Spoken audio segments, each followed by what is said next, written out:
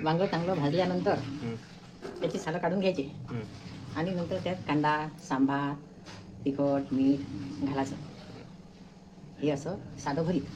आणि नंतर हे जसं साधं वांगं भाजायचं आणि नंतर त्याला कांदा, लसूण जिऱ्याची पेस्ट, कढीपत्ता, हिरवी मिरची, टोमॅटो सर्व टाकून फोडणी घालायचं. खमंग खूप छान लागते भाकरीसोबत. आता टोमॅटोचे भरीत करणार आहे.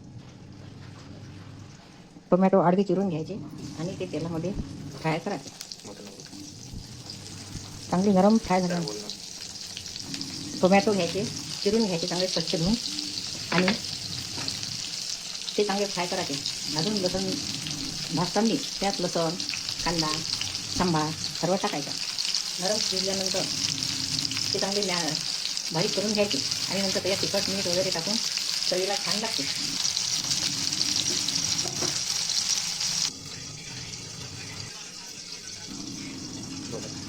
लसूण सोडून घ्यायचा आणि लसूण सोडून घ्यायचा. त्याच्यासोबत लसूण पण फ्राय करायला ठेवायचं.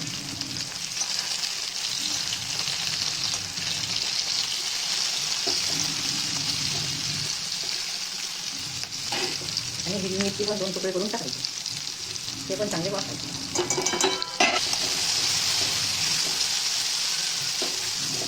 टोमॅटो जळले नाही पाहिजे, ते चांगले परतून घ्यायचे. गरम गरमच त्याचे सालं काढून घ्यायचे, नाही तर नरम झाले तर ते सालं काढायसाठी त्रास होते. त्याचे सालं चांगले काढून झाले. आता आणखीपासून मधल्यामध्ये चीर घालून पाहू.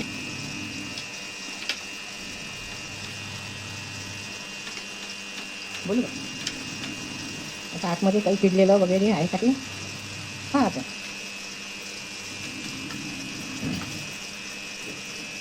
वांगं एकदम छान निघालं वगैरे नाही.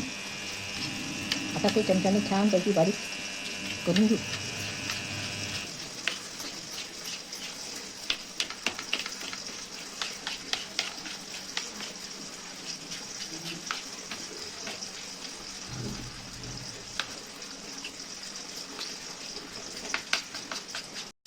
हो काय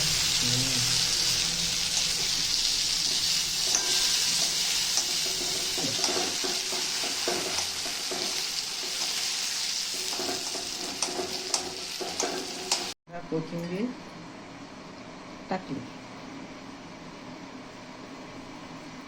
छानपैकी कांदा टाकायचा. मोठा नको. छान कांदा टाकायचा बारीक चिरलेला. आणि तिखट टाकायचं आणि चवीपुरतं मीठ. ते चांगल्या प्रकारे मिक्स करून घ्यायचं.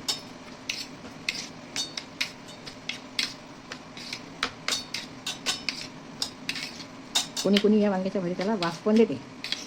कोळसा ठेवतात मध्ये आणि त्याच्यावर तेल टाकतात. तेल टाकल्यानंतर ते चांगलं झाकून ठेवतात. त्याने वेगळी चव लागते.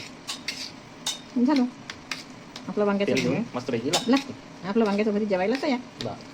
ठीक आहे. हे काय हे टोमॅटो चांगला बारीक करून घ्यायचा. मिरची पण चांगली ठेचून घ्यायची त्यात.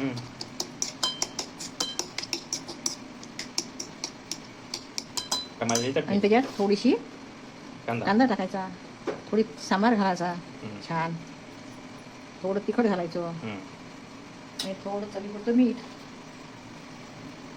आणि थोडी साखर घालायची.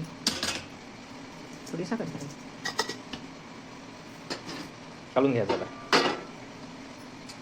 चांगलं मिक्स करायचं आणि 5 मिनिट गॅसवर होऊ द्यायचं. 5 मिनिटासाठी झाली तयार टमाट्याची चटणी.